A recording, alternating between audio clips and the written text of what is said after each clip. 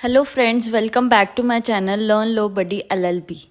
इस वीडियो में हम AIBE 19 2024 के बारे में देखेंगे। सारी बेसिक इन्फॉर्मेशन उसके बारे में इस वीडियो में कवर करेंगे। AIB 19 2024 किस दिन होने वाला है? नवंबर 24 2024 को।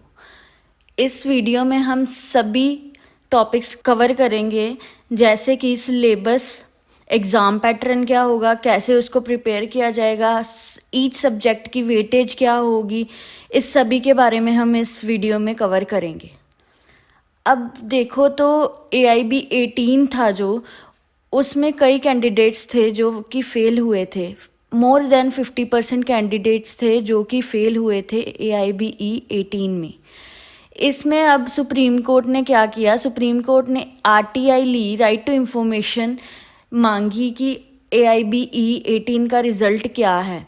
RTI रिप्लाई जो था वो शिबू बाबू के द्वारा फाइल किया गया, जिसमें डिस्क्लोज क्या किया गया कि टोटल स्टूडेंट्स जिन्होंने रजिस्टर किया था एग्ज़ाम के लिए वो कितने थे? 1,48,781 स्टूडेंट्स, और 74,368 जो थे वो फेल हुए थे और 4,700 एब्सेंट थे स्टूडेंट्स। इसका मतलब क्या हुआ कि 48.36% जो है वो कैंडिडेट्स पास्ड हुए थे और मोर देन 50% जो कैंडिडेट्स थे वो फेल हुए थे उसमें। इस कंसर्न को लेके अब स्टूडेंट्स ये सोच रहे हैं कि AIBE 19 भी उनसे क्लियर नहीं होगा, लेकिन AIBE 19 इतना मुश्किल नहीं है क्लियर करना। अगर आप इस वीडियो को एंड तक देखेंगे तो मैं उसमें आपको सभी इम्पोर्टेंट टॉपिक्स, सभी कैसे स्टडी करनी है, सभी बताऊंगी, जिससे कि आप AIBE 19 ईजीली क्रैक कर पाएंगे। अब हम देखते हैं कि इसका एग्ज़ाम पैटर्न क्या है। एग्ज़ाम पैटर्न क्या है कि इसमें 100 क्वेश्चंस आएंगे, हर क्वेश्चन का 1 मार्क्स होगा, इसमें कोई नेगेटिव मार्किंग नहीं होगी। टाइमिंग कितनी मिलेगी आपको? 3 hours 30 minutes मिलेंगे एग्ज़ाम को कंप्लीट करने में पूरा। AIBE एग्ज़ाम है जो वो 25 लैंग्वेजेस में हेल्ड होता है, क्योंकि हर स्टेट की अपनी लैंग्वेज होती है और वो अपनी ही लैंग्वेज में इसको कंडक्ट करते हैं। तो आप जिस स्टेट से बिलोंग करते हैं आप उस स्टेट का एग्ज़ाम दे सकते हैं उसी लैंग्वेज में। और इसकी पासिंग परसेंटेज क्या है? 45% जनरल और OBC कैंडिडेट्स के लिए और 40% SC ST और डिसेबल्ड कैंडिडेट्स के लिए। ये इसका एग्ज़ाम पैटर्न है। नेक्स्ट हम देखते हैं कि सिलेबस में क्या क्या आएगा। जैसे आ गया constitutional law, IPC, criminal law, CPC, evidence act, alternative dispute redressal, including arbitration act होगा। इसमें आर्बिट्रेशन एक्ट भी इंक्लूड होगा। Family law, public interest litigation, administrative law. अब देखो तो स्टूडेंट्स का ये भी कंसर्न है कि IPC, CRPC और एविडेंस, ये जो क्रिमिनल लॉ हैं ये आएंगे एग्ज़ाम में, या फिर जो न्यू क्रिमिनल लॉज हैं वो आएंगे। अभी तक कोई अमेंडमेंट नहीं हुई बार काउंसिल की तरफ से सिलेबस में कि आपको नए लॉ आएंगे या पुराने लॉ आएंगे। अभी देखें तो अभी जो पास आउट हुए हैं स्टूडेंट्स वही ये एग्ज़ाम देंगे, तो उन्होंने कौन से ओल्ड लॉज पढ़े हुए हैं। तो इसका मतलब यही है कि आपको अभी तो ओल्ड लॉ ही आएंगे, न्यू क्रिमिनल लॉ नहीं आएंगे इस सिलेबस में। तो आप फोकस करके जाना ओल्ड लॉज पे ही, न्यू क्रिमिनल लॉज नहीं आएंगे अभी। अगला आ जाता है professional ethics and cases of professional misconduct under BCI rules. ये क्या है? एडवोकेट्स एक्ट, उसमें से क्वेश्चन आएंगे आपको। Company law, environmental law, cyber law, labour and industrial law, law of tort including motor vehicle and consumer protection law. Consumer protection और motor vehicle भी tort में ही आएंगे। Law related to taxation, land acquisition act, intellectual property laws, law of contract, specific relief, property laws, negotiable instrument act. अब हम देखते हैं कि इनकी वेटेज क्या होगी। हर सब्जेक्ट की क्या वेटेज होगी AIBE 19 में। पहला आ गया कॉन्स्टिट्यूशनल लॉ, उसके कितने 10 क्वेश्चन आएंगे। IPC के 8 क्वेश्चन आएंगे। CRPC के 10 क्वेश्चन आएंगे। CPC के 10 क्वेश्चन आएंगे।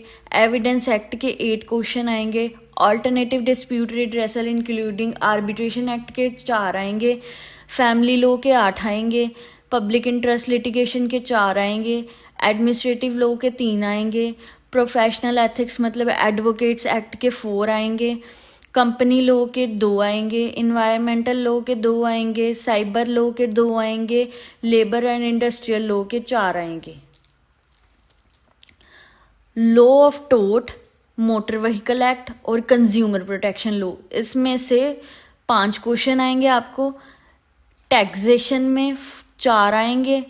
Law of contract, special relief act, property law, negotiable instrument act, इसमें से 8 आएंगे। लैंड एक्विजिशन एक्ट में से 2 आएंगे और इंटेलेक्चुअल प्रॉपर्टीज लॉ में से 2 आएंगे। अब इसमें जो तो ज़्यादा वेटेज रखते हैं सब्जेक्ट्स, जैसे कि ये सारे हो गए, इनकी वेटेज ज़्यादा है तो ये हम ज़रूर करेंगे, ये कवर करके ही जाएंगे। बाकी जिनकी वेटेज कम है वो भी हम करके जाएंगे, उसको छोड़ के नहीं जाना। बच्चे क्या करते हैं कि हमें क्या चाहिए, पास होने के लिए 45% चाहिए, तो वो अटेम्प्ट ही कम करके आते हैं।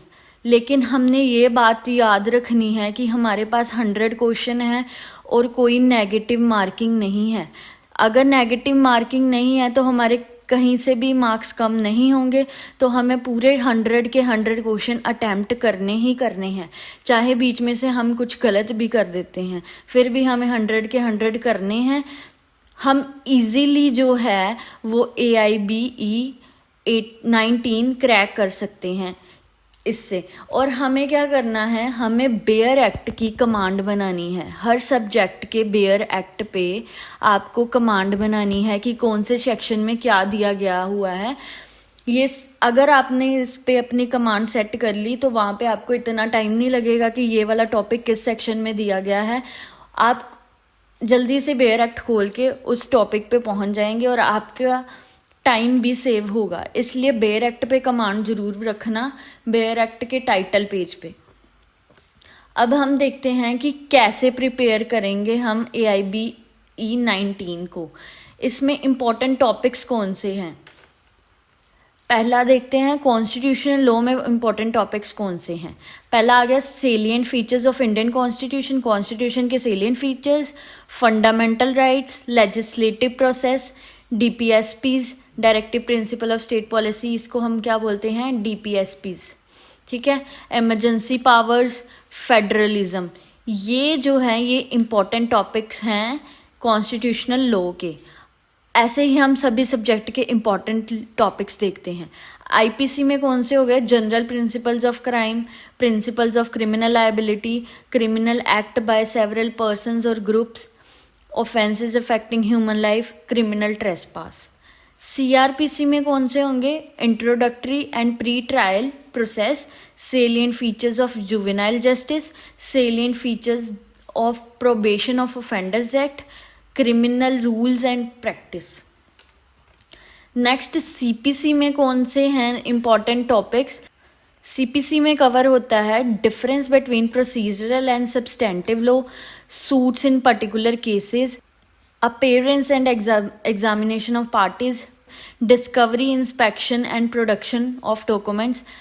एविडेंस एक्ट में कौन से टॉपिक्स हैं important, difference between substantive law and procedural law, central conceptions in the law of evidence, relevancy and admissibility of confessions, character evidence. अब ADR और आर्बिट्रेशन एक्ट में क्या है, dispute resolution methods, inquisitorial and adversarial methods, arbitration, conciliation, negotiation and mediation। आगे आगे family law. Family law में क्या important है, Hindu law, Hindu undivided family, inheritance and succession, law relating to Hindu minority and guardianship. Next आ गया PIL। PIL में कौन से इंपॉर्टेंट टॉपिक हैं हमारे पास, concept of PIL in India, procedural law in public interest litigation, judicial activism, role of judiciary in enforcement of rights. अब administrative law में कौन से इंपॉर्टेंट टॉपिक्स हैं? Nature and scope of administrative law, judicial power of administration, corporation and public undertakings. अब आ गया professional ethics, मतलब advocates act में कौन से इंपॉर्टेंट टॉपिक्स हैं? Legal profession and responsibilities, duties to the court, major supreme court judgments, opinion of the bar council. Company law में कौन से इंपॉर्टेंट टॉपिक्स हैं हमारे पास? कंपनीज एक्ट 1956, एओए क्या होता है? आर्टिकल ऑफ एसोसिएशन, ये इंपॉर्टेंट है. नेक्स्ट आ गया हमारे पास issue of shares, SEBI act, FEMA act. Environmental law में कौन से इंपॉर्टेंट है? Environmental policy and law, prevention and control of pollution, biological diversity and legal order, environment protection act of 1986.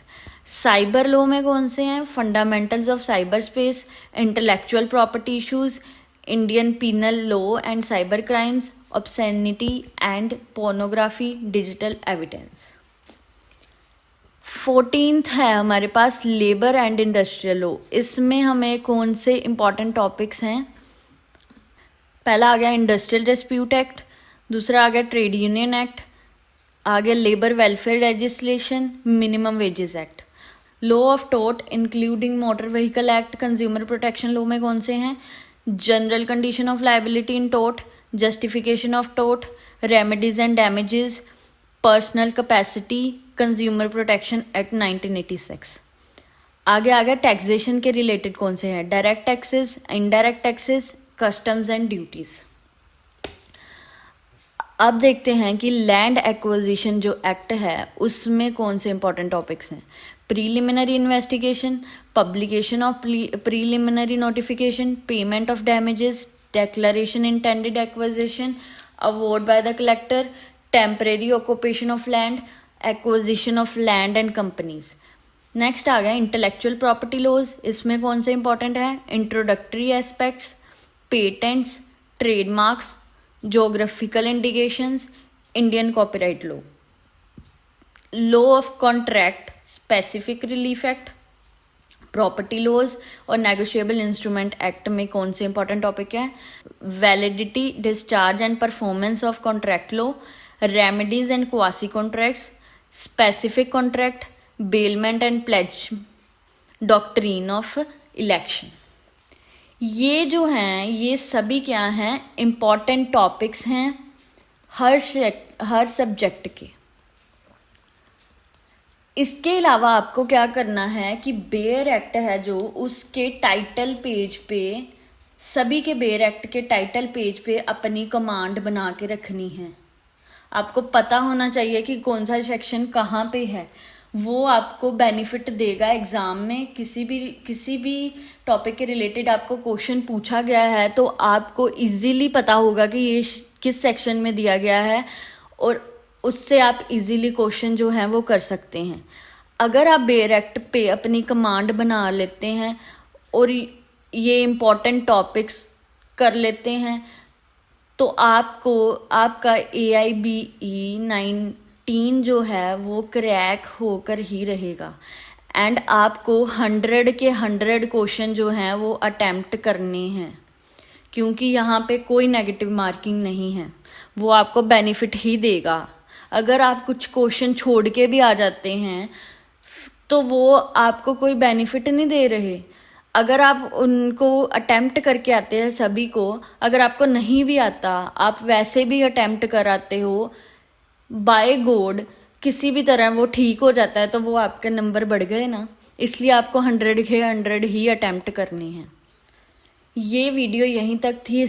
इसमें आपको सभी इम्पॉर्टेंट टॉपिक्स कैसे प्रिपेयर करना है वो सभी कवर किया गया है. इसमें जो छोटे छोटे टॉपिक है उसकी वीडियो आपको मेरे चैनल पर ही मिल जाएगी. अगर आपको वीडियो अच्छी लगी हो तो उसको लाइक कमेंट और शेयर कर देना एंड चैनल को भी सब्सक्राइब कर देना ऐसे ही आगे और वीडियोस के लिए। Thank you.